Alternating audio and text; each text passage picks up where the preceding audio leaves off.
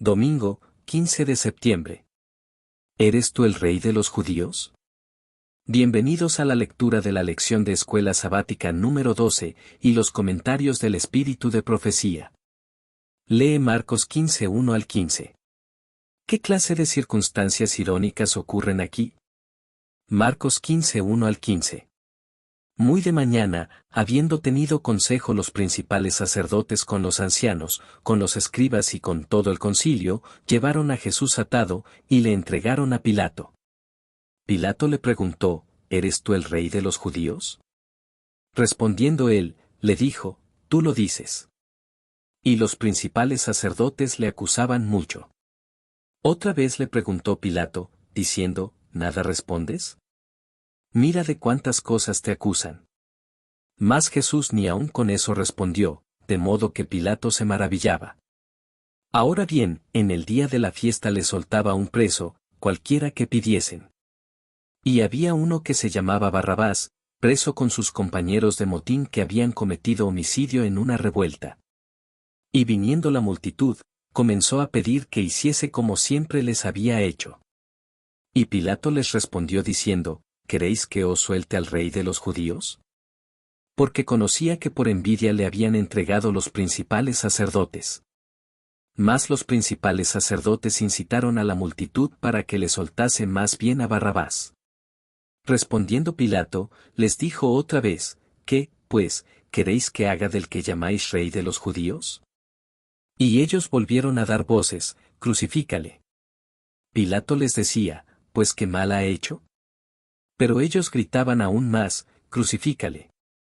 Y Pilato, queriendo satisfacer al pueblo, le soltó a Barrabás y entregó a Jesús, después de azotarle, para que fuese crucificado. Poncio Pilato fue gobernador de Judea entre los años 26 y 36 después de Cristo. No era un líder amable, y varias de sus acciones causaron consternación entre los habitantes del país, compara con Lucas 13:1. El juicio de Jesús resultó en una sentencia de muerte por blasfemia. Sin embargo, bajo el gobierno romano, los judíos no podían ejecutar personas en la mayoría de los casos, así que trajeron a Jesús ante Pilato para que lo condenara. El cargo contra Jesús ante Pilato no es mencionado, pero es posible deducirlo a partir de la breve pregunta que le dirige al Señor, ¿eres tú el rey de los judíos?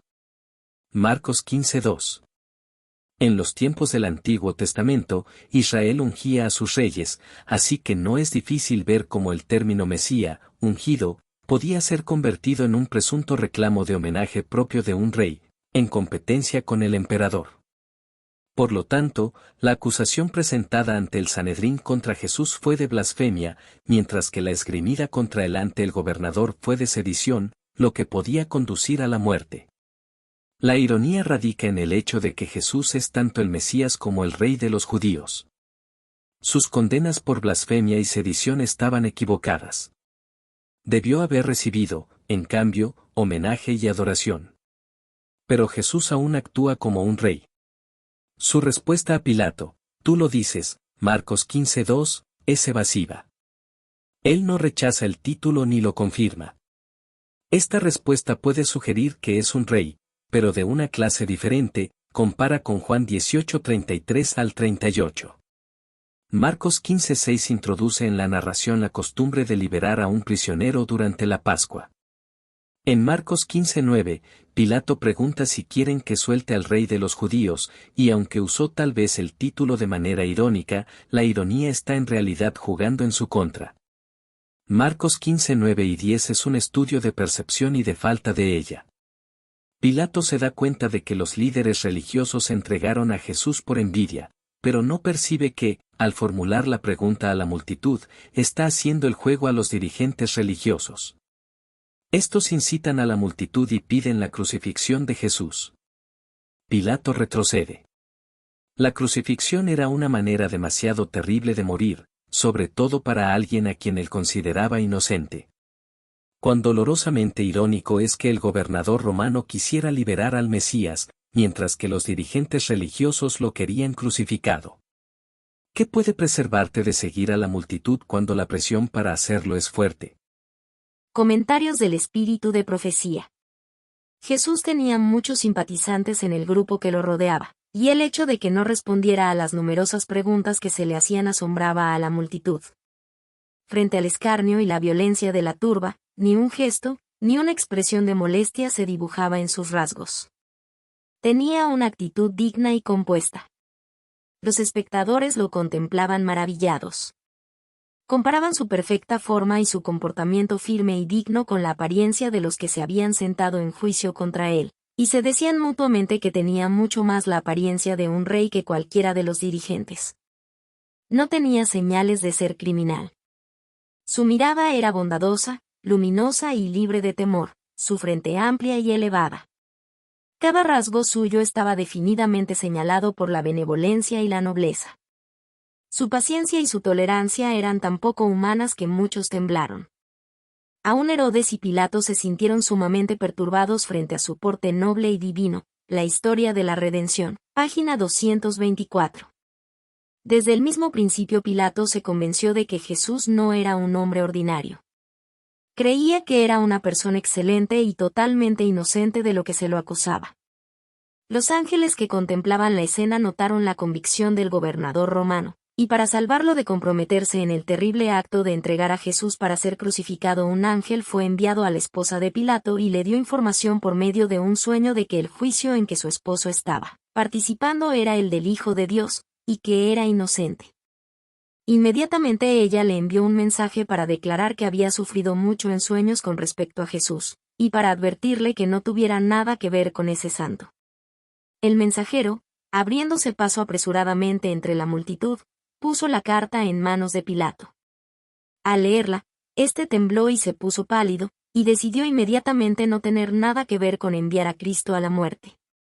Si los judíos querían la sangre de Jesús, él no prestaría su influencia para que lo lograran. Al contrario, trataría de librarlo. La historia de la redención, páginas 224 y 225. Jesús no vivió para agradarse a sí mismo. Se entregó como un sacrificio vivo y consumidor en favor de los demás. Los que reciben a Cristo abandonarán todo rasgo descortés y áspero, y manifestarán la amabilidad y la bondad que hay en Jesús, porque Cristo mora en el corazón por la fe. Cristo era la luz que brillaba en la oscuridad, y sus seguidores también deben ser la luz del mundo. Cristo es nuestro modelo, pero a menos que lo contemplemos, que nos espaciemos en su carácter, no lo reflejaremos en nuestra vida práctica. Fue manso y humilde de corazón. Nunca cometió una acción ruda, nunca pronunció una palabra descortés. El Señor no se complace con nuestra conducta ruda y carente de simpatía manifestada hacia los demás. Debemos estar en el mundo, pero no debemos ser del mundo. Debemos ser una representación de Jesucristo.